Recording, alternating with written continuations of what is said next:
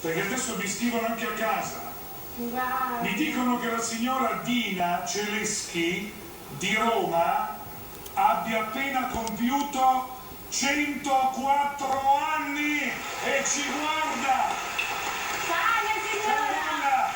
Donna Dina, auguri!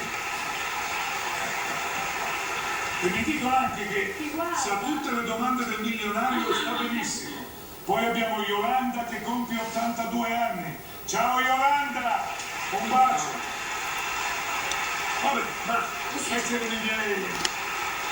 Poi ce n'ho altri, no? Mica Dexter, scusi, ma avevo le mie sciure da salutare. Ce n'è una per te. Sì. Io non la capisco, non so se... Sentiamo. Sono Dominga Tammone di Poligono. Poligono. E vorrei dire a Jerry che ti trovo veramente osotopico. Osotopico. Beh, dopo mi chiamano